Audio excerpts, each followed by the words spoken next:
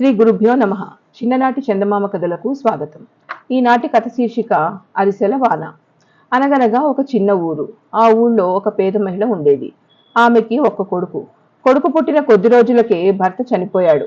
భర్త చనిపోయిన తర్వాత కొంతకాలం వరకు ఆమె తన దగ్గర ఉన్న డబ్బు ఖర్చు పెడుతూ సంసారం సాగిస్తుంది.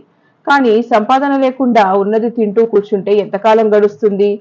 ఆవిడ తన దగ్గర ఉన్న డబ్బంతా ఖర్చు పెట్టేసింది.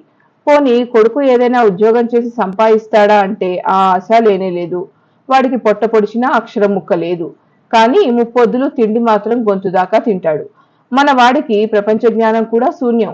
ఎందుకు కొరగాని కొడుకుని కూర్చోపెట్టి పాపం ఆ ఇల్లాలు ఒక్కతే కష్టపడి ఎంతకాలమని మేపగలదు? చివరికి ఒక రోజున ఆమె తన కొడుకుని పిలిచి, నాయనా, నీ తండ్రి చనిపోతూ మనకు మిగిల్చిన డబ్బుతో ఇంతకాలం మనం తింటూ వస్తున్నాం. ఇక ఆ డబ్బు కూడా అయిపోవచ్చింది. ఇక నువ్వే ఏదైనా ఉద్యోగం చేసి 4 డబ్బులు సంపాదిస్తే కాని మనకి గడవదు. నా ఒక్కదాని పొట్ట అయితే ఏదో విధంగా రెక్కలు విరుచుకుని నింపుకుంటాను. కానీ ఇక నిన్ను కూడా పోషించడం నా వల్ల కాదు. ఎక్కడైనా ఉద్యోగం చూసుకుని నీ పొట్ట నీవు పోసుకోవాల్సిందే అని చెప్పింది. తల్లి ఇలా అనేసరికి మన సుంట సుబ్బన్నకి చాలా విచారం కలిగింది. ఏమనుకున్నాడో ఏమో. అమ్మా అమ్మా, ఒక పని చేద్దాం. ఇప్పుడు మన దగ్గర ఉన్న డబ్బు పెట్టి ఒక గేదెని కొందాం. నేను రోజు దాన్ని బాగా మేపుకొస్తాను. అది ఇచ్చిన పాలు అవి అమ్ముకుంటూ బ్రతుకుదాం అన్నాడు. తల్లికి కూడా ఈ ఆలోచన బానే నచ్చింది. సరేనని మర్నాడే ఒక గేదెని కొన్నది. రోజు మన సుంట సుబ్బన్న గేదెని బయట బీళ్లలో మేపుకొస్తూ ఉండేవాడు.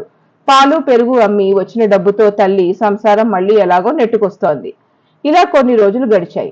ఒక రోజున సుబ్బన్న గేదెని మేపుతూ ఉండగా దగ్గరలో తొండ ఒకటి పోతూ కనిపించింది.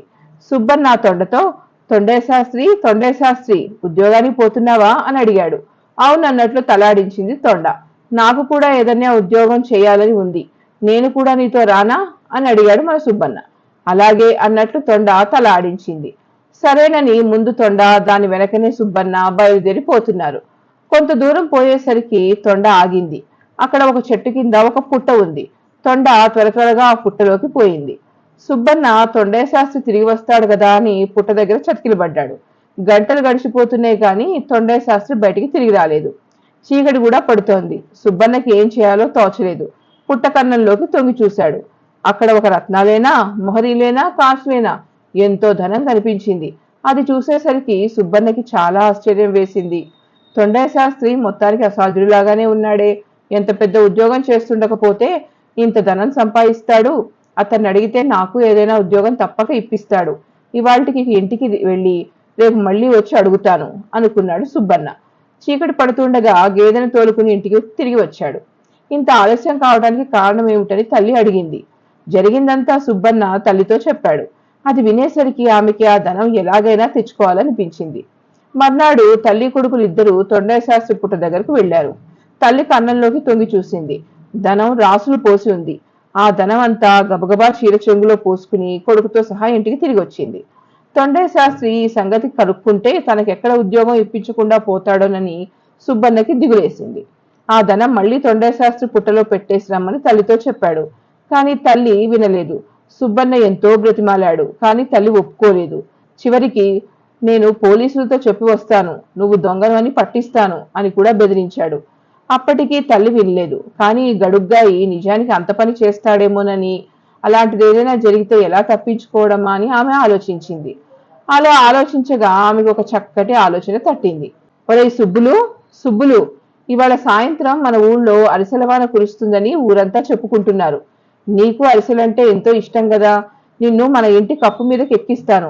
అరిసెలవాన వచ్చినప్పుడు నీ కడుపు పట్టినన్ని అరిసెలు తినొచ్చు అన్నది. నిజమే కదా అనుకున్నాడు మన సుంట సుబ్బన్న. ఒక నిచ్చెన వేసుకొని ఇంటిపై కప్పు ఎక్కి కూర్చున్నాడు. ఇదే సందు కదా అని తల్లి తను తెచ్చిన ధనమంతా నేలలో లోతుగా ఒక గొయ్యి తవ్వి దాంట్లో పూడ్చిపెట్టింది. ఆ తర్వాత ఒక బుట్టెడు అరిసెలు వండింది. సాయంకాలం అయ్యింది. సుబ్బన్న అరిసెలవాన ఎప్పుడు కురుస్తుందా అని కాచుకుని కూర్చునున్నాడు ఇంటి కప్పు మీద. తల్లి అరిసెలన్నీ చిన్న చిన్న ముక్కలు చేసి సుబ్బన్న మీద పడేటట్టుగా వేసింది. పడ్డ ముక్కలు పడ్డట్టుగా 2 చేతుల నోట్లో కుక్కుని తిన్నాడు సుబ్బన్న. అరిసెలన్నీ అయిపోయాయి. ఇక దిగిరా, వాన వెలిసిపోయింది అని కేక్ వేసింది తల్లి. సరేనని సుబ్బన్న దిగి వచ్చాడు. కొన్ని రోజులు గడిచాయి. కానీ సుబ్బన్నకి తల్లి చేసిన దొంగతనం మనస్సులో మెదులుతూనే ఉంది. తల్లితో చెప్పకుండా పోలీసు దగ్గర పోయి వాళ్ళని పిలుచుకొచ్చాడు. పోలీసులు ఇల్లంతా గాలించారు, కానీ ఏమీ కనిపించలేదు. వీడు వట్టి అబద్ధాల రాయుడు, వీడి మాటలు నమ్మా మీరు వచ్చారు, చాలు చాలే పదండి అన్నది తల్లి. అప్పుడు పోలీసులు సుంట సుబ్బన్నని, ఏ సుబ్బన్న, మీ అమ్మాయి దొంగతనం ఎప్పుడు చేసింది అని అడిగారు. సుబ్బన్న కాసేపు ఆలోచించి, సరిగ్గా అరిసెలవాన కురిసిన రోజునే అన్నాడు. అది విని, అరిసెలవానేమిటి నీ మొహం, చూస్తే వట్టి అబద్ధాల రాయుడుగా ఉన్నావు. అరిసెలవాన కురవటం ఎంత నిజమో, మీ అమ్మ దొంగతనం చేసి ఉండడం కూడా అంతే నిజం అని పోలీసులు వెళ్ళిపోయారు. బ్రతుకు జీవుడా అనుకునే ఆ ఇల్లాలు ఆ ధనంతో పెద్ద ఇల్లు కట్టుకుని సుఖంగా కాలం గడిపింది.